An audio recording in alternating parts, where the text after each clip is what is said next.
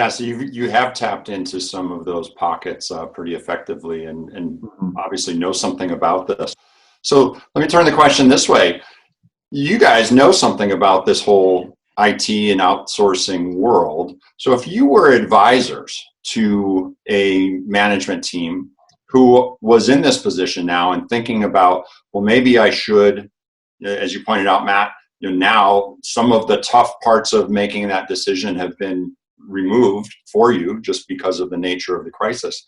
So what kind of suggestions about how to think about this, how to think about outsourcing, would you just lay out there on the table for leadership teams to be considering right now? I think, even prior to this crisis, which we're going through, outsourcing has been around for a long time, and a lot of companies have elected not to do it for a number of different reasons. And one of those reasons is just the fear of the unknown. How are we going to make this work? But if you think about what we're doing today, companies are now seeing that, okay, working remotely, having remote distributed teams, while it was a bit of a challenge, is kind of starting to work for us. And we see how this could happen.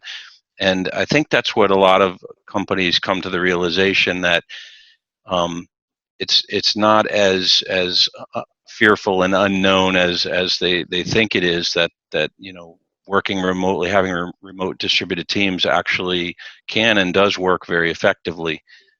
So I would say, that to advise a company, I would say reconsider maybe a decision that you made prior, given what you've seen, it has happened today. Yeah, I think there's several things at play here. It's really easy, Pete, when you're sitting in Connecticut or Florida and you've got a bunch of people with the same culture and the same language, and to create technology. I think one of the big challenges, one of the big concerns for companies is, well, what they speak a different language, they have different cultures, and that is very, very true.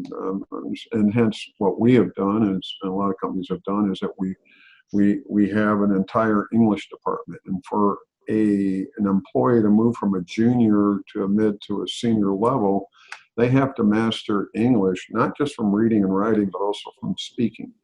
And we could pull in many of our people right now, and you may not even know they're not from the United States, because a lot of them speak as if they are right here, native speakers.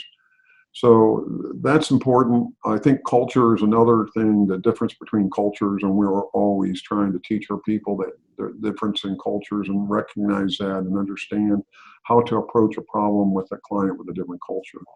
And the last one, which is very important, is processes. We do everything mostly by agile development, and we have pretty good processes in place. As a matter of fact, I would say that probably 8 out of 10 times our processes are more advanced than our customers.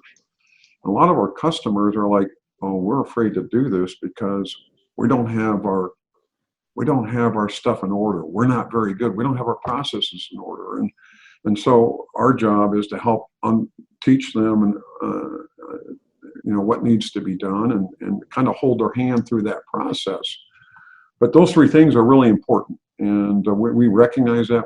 We invest a lot of our time and resources to make sure that those aren't roadblocks in creating technologies. But so yeah, there is a little cost there from a communication perspective, but it does not outweigh, or doesn't even come close to outweighing the cost difference of the resources in different parts of the world.